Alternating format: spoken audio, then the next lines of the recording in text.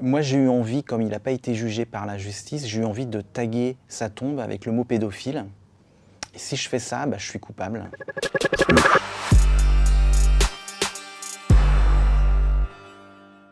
À l'âge de 8 ans, j'adore un prêtre qui s'appelle Perceval, qui est un grand ami de la famille. C'était pas notre oncle, mais on l'appelait tonton l'abbé. Il était présent dans la famille bien avant ma naissance. Donc pour moi, c'était une présence naturelle, comme un oncle. Il partait en vacances avec nous, il nous faisait des crêpes, des choses comme ça. Moi, en tant qu'enfant, je l'adorais. Un matin, je suis allé le voir pour un câlin, sauf que là, le câlin a dérapé. Il a commencé à mettre sa main dans la culotte de pyjama avec cette question « ça te dérange pas ?»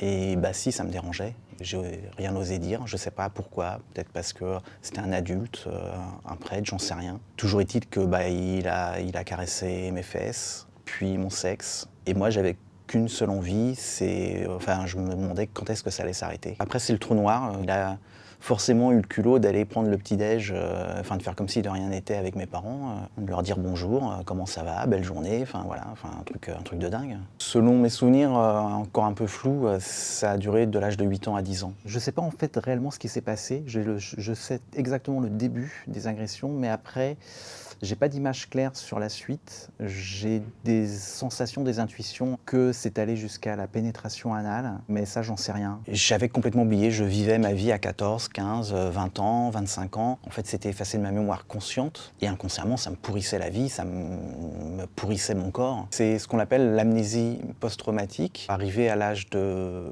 20 ans, j'ai fait la rencontre d'une personne, d'une jeune fille, et c'est là que tout est parti en vrille, parce qu'en fait, au moment où il y aurait pu y avoir une relation sexuelle, mon corps a dit non. J'ai eu une tumeur non cancéreuse du testicule, j'ai eu une hernie discale qui m'a bloqué le dos, j'avais toujours mal au dos, tout le temps. Je ne savais pas pourquoi j'étais comme ça. Ma première relation sexuelle, je l'ai eue à l'âge de 42 ans. Et encore aujourd'hui, je suis pas à l'aise dans ma vie affective et sexuelle. Les années à 30, 40 ans, on construit sa vie professionnelle, sa vie familiale.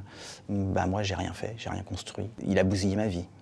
J'ai regardé une émission un samedi soir où il y avait une victime de pédophilie qui venait raconter son histoire. J'ai écouté, comme ça. Le lendemain matin, je savais que moi aussi, j'avais été victime de pédophilie. C'était clair en moi, les souvenirs commençaient à remonter. Et donc c'était clair, pourtant je me suis pas cru. Je pensais que j'inventais tout ça, justement peut-être parce que j'avais vu une victime et que, je sais pas, je voulais me faire plaindre ou j'en sais rien. Le lendemain, je pouvais plus manger, je pouvais plus respirer, et j'avais pas d'autre choix que de parler. J'ai donc appelé ma belle-sœur, j'ai réussi à lui cracher le morceau. Et là tout de suite elle m'a dit, t'es pas le seul, parce que son mari, mon frère, aussi avait été victime du même. Et j'ai su que non, j'inventais pas. Du coup, c'était réel. Moi, j'ai décidé avec mes frères et sœurs et mes parents de parler, de pas cacher les choses. Et au fur et à mesure que j'en parlais, je découvrais d'autres victimes, notamment mon frère, des cousins, une tante qui avait failli être victime. Et donc, en fait, il y avait tout un silence là-dessus et personne n'a parlé. Et je suis le premier à avoir cassé le verrou. J'en suis à une vingtaine de victimes. Je suis persuadé qu'il n'y en a pas que 20. Il en a fait beaucoup plus, ça je suis sûr. Tout de suite, j'ai eu l'envie justement d'aller voir ce curé. Je ne comprenais pas et je voulais qu'il m'explique pourquoi il avait fait ça. Un mois ou deux après, je suis allé le voir et il a nié tout, donc il n'a rien expliqué. Des fois, je dis que le fait qu'il nie, c'était une plus grande agression que l'agression elle-même. Voilà, il m'a laissé seul avec ce que je ne comprenais pas.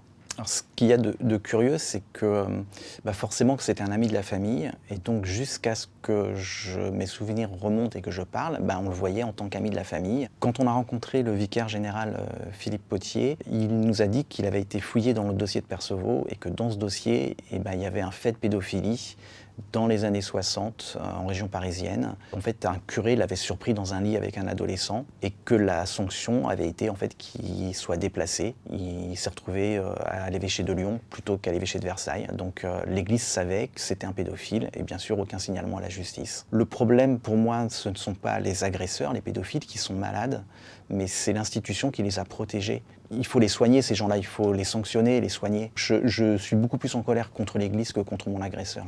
Ça, c'est clair. Alors, mon agresseur est mort après mes révélations, heureusement.